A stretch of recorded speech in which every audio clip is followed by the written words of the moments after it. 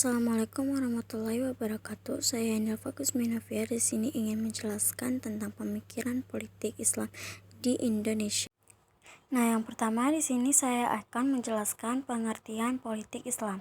Di dalam bahasa Arab dikenal dengan istilah siyasah. Oleh sebab itu, di dalam buku-buku para ulama dikenal istilah siyasah syariah. Al-siyasa juga berarti mengatur, mengendalikan, mengurus, atau membuat keputusan, mengatur kaum, memerintah, dan memimpinnya.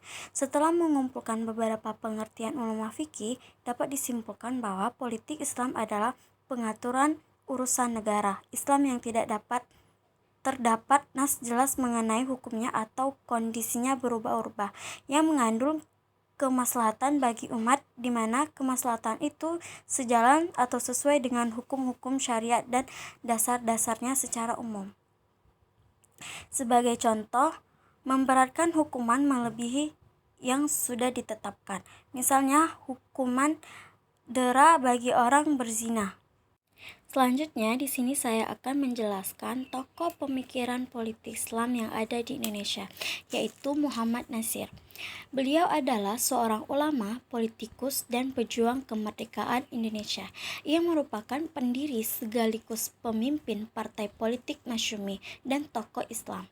Natsir lahir dan dibesarkan di Solok sebelum akhirnya pindah ke Bandung untuk melanjutkan pendidikan ke jenjang SMA dan kemudian mempelajari ilmu secara luas di perguruan tinggi. Ia terjun ke dunia politik pada pertengahan 1930-an dengan bergabung di partai politik berideologi Islam. Pada 5 September 1950, ia diangkat sebagai Perdana Menteri Indonesia yang kelima, setelah mengundurkan diri dari jabatannya pada tanggal 26 April 1951 karena berselisih paham dengan Presiden Soekarno. Ia semakin vokal menyuarakan pentingnya peranan Islam di Indonesia. Natsir kemudian terlibat pemberontakan PRRI yang membuatnya sempat dipenjara. Setelah dibebaskan pada tahun 1966, Natsir terus mengkritisi pemerintah yang saat itu telah dipimpin Soeharto hingga membuatnya dicekal. Natsir banyak menulis tentang pemikiran Islam. Ia aktif menulis di majalah-majalah Islam setelah karya tulis pertamanya diterbitkan pada tahun 1929. Hingga akhir hayatnya ia telah menulis sekitar 45 buku dan ratusan karya tulis lainnya. Ia memandang Islam sebagai bagian tak terpisahkan dari budaya Indonesia. Ia mengaku kecewa dengan perlakuan pemerintahan Soeharto dan Soekarno terhadap Islam. Selama hidupnya, ia dianugerahi 3 gelar dokter honoris causa, 1 dari Lebanon dan 2 dari Malaysia. Pada tanggal 10 November 2008, Natsir dinyatakan sebagai pahlawan nasional Indonesia. Natsir dikenal sebagai menteri yang tak punya baju bagus, jasnya bertambal. Dia dikenal sebagai menteri yang tak punya rumah dan menolak diberi hadiah mobil mewah. Nah, di sini ada pokok pemikiran Muhammad Natsir. Pandangan Natsir tentang hubungan Islam dan negara adalah bahwa agama bukanlah semata-mata ritual dalam istilah sehari-hari seperti sholat atau puasa. Akan tetapi, agama meliputi semua kaidah-kaidah, batas-batasan dalam memalah dan hubungan sosial kemasyarakatan. Menurut Muhammad Natsir, partai politik Islam merupakan sarana menyampaikan aspirasi dalam pemerintahan. Tujuan dari partai politik Islam menurut Natsir adalah untuk ibadah dan menjadi hamba Allah yang beriman, bertakwa, dan berakhlak mulia, yang berasalkan Al-Quran dan Sunnah.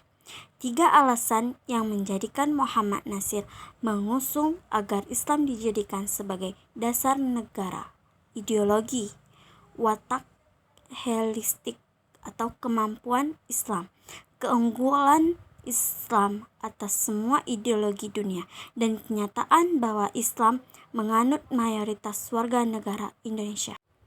Selanjutnya di sini ada gagasan dan gerakan Muhammad Nasir yang mencakup Islam dan negara yang terbagi menjadi 3, yaitu dasar negara. Berbicara tentang hubungan Islam dengan negara, Muhammad Nasir memiliki pandangan yang sangat moderat. Sebuah negara yang dikatakan bersifat Islam bukan karena secara formal disebut negara Islam, tetapi negara itu disusun sesuai dengan ajaran-ajaran Islam, baik dalam teori maupun praktiknya. Dasar-dasar negara ini dapat dirumuskan dalam klausa-klausa yang bersifat umum, sepasang mencerminkan kehendak-kehendak Islam. Kemudian ada eksistensi negara.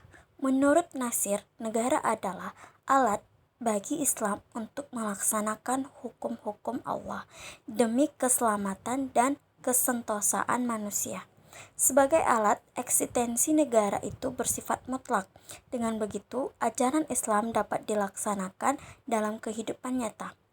Negara di sini bukanlah menjadi tujuan akhir, tetapi hanyalah alat untuk merealisasikan aturan-aturan Islam yang terdapat dalam Al-Quran dan Sunnahnya.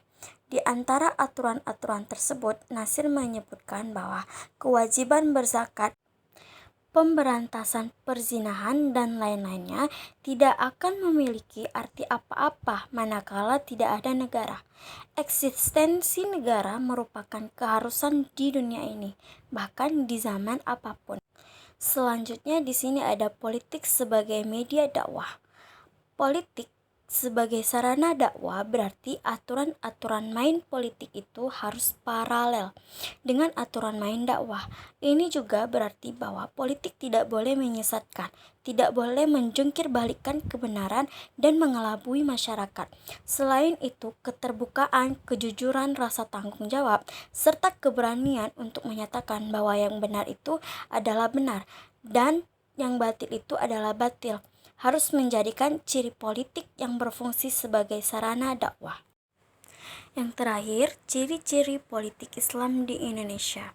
Yang pertama itu ada kekuasaan dipegang penuh oleh umat.